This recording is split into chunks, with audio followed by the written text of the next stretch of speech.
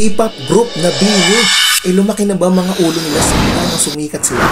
Dahil ibang-iba na po sila dahil nga sa nag-viral nilang video sa ibang bansa nang in-interview sila ng isang Korean yun eh. At ito mapapanood yung mga video na tinatalakay natin dito. Sobra talagang OA, sobrang iba't ibang reactions, negative dahil sa mga pinapakita nila.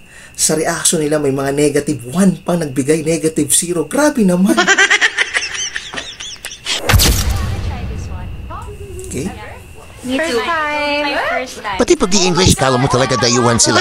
Nakinarte na rin. Yung mga nagsabi ng ew dito, grabe sila. Like eating this Grabe. growing up or no?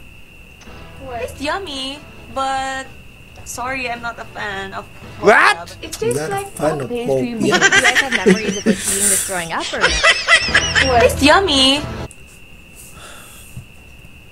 At eto nga, mga ka-Triple R, sobrang pinag-uusapan. Kaya maraming iinis na mga fans, mga sobrang na-disappoint dahil sa reaction. Simple, alam mo kasi, etong lalo na to si Gwen, di ba, nanggaling siya ng PBB. At meron naman tayong alam kahit papano, di ba, sobrang lakas niya kumain dun eh. Tapos, pagdating dito, nag-English siya lang onte, grabe, nakarating na ibang bansa. Ganito na yung nangyari. Nag-inarte, Hopia, Betamax, yung mga street food, hindi na kinakain. So, may mga lumabas na mga photos nila ng mga videos yan, na kumakain po sila dati. At alam ko yung iba dyan, laki ho talaga sa hirap. Bago ho sila nakating sa tuktok na yan, sa togatog na yung BINI group na yan, bago sila nakilala.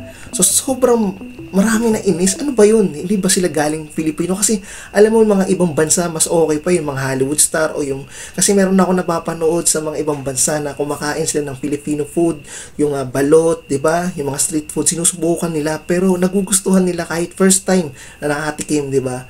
Siyempre, sila yung galing Pilipinas eh. Dapat i-represent nila yung mga kultura natin, yung mga pagkain natin. Kaya sobrang nakaka-disappoint. So makikita nyo ito, mga comment nila, grabe. Makikita nyo dyan, puro negative yung mababasa nyo dito guys. Sobrang dami. Makikita nyo sa social media. At ang dami na-disappoint tungkol dito sa BINI na yan. Ano na ba? Sobra na ba silang sikat? Kaya ganito. Pero alam ko naman kumakain sila dati ng ganito. Yung mapapaisip ka, teka, may maling na ba? So ano ba ang masasabi nyo sa mga video na lumalabas, guys? Mga ka-Triple R TV. So kung ako yung tatanungin, mga ka-Triple R, para sa akin kasi, nandiyan na tayo eh. Kung mag-iinarte ka rin naman, di ba? Di ba? Hindi kagaya ni Ivana Alawi. Kasi kinukumpara nila eh. Kasi guys, may mga video si Ivana na talagang kumakain yan. Kahit even si Heart Evangelista. Pero kasi eto na eh. Andito na tayo sa tugatog ng tagumpay. Sikat na kayo. Pero alam ko kasi sa grupo na BINI, ilan na naman dyan ang kilala ko. Ako, alam ko Gwen lang kasi nag-training. Aya.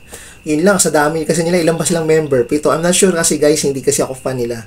Alam ko kasi nakikita sila, mga 7. Tsaka yung maganda sana yung medyo yung red na buhok, di ba? Isa sa mga, yun lang yung famous na dati kinabaliwan yata to ni Sergio Bin eh.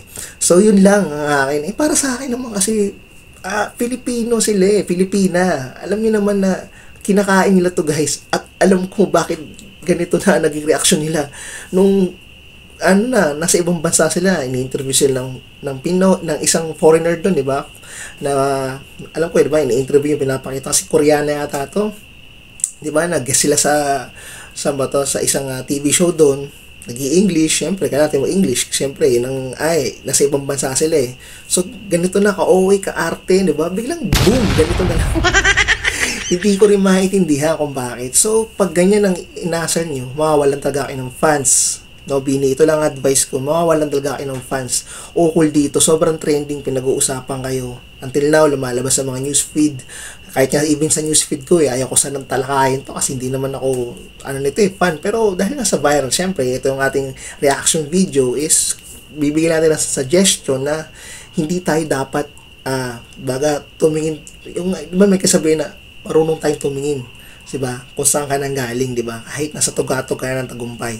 Yun lang yun, napapayo ko na pag ikaw umakit ng isang bundok, di ba, na napakataas, di ba, saan ka ba unang titingin? Siyempre sa baba. Dahil yun ang una mo, dahil iisipin mo yung pinanggalingan mo bago ka titingin sa taas. Yun lang po, guys, mga Triple R TVs. Salamat sa lahat ng subscribers ko dyan. Okay, follow sa TikTok, Triple R TV, at dito sa aking YouTube channel. Maraming salamat. So, sana may natutunan kayo sa sinabi ko at sobrang trending to. At mag-iingat po talaga. Peace out.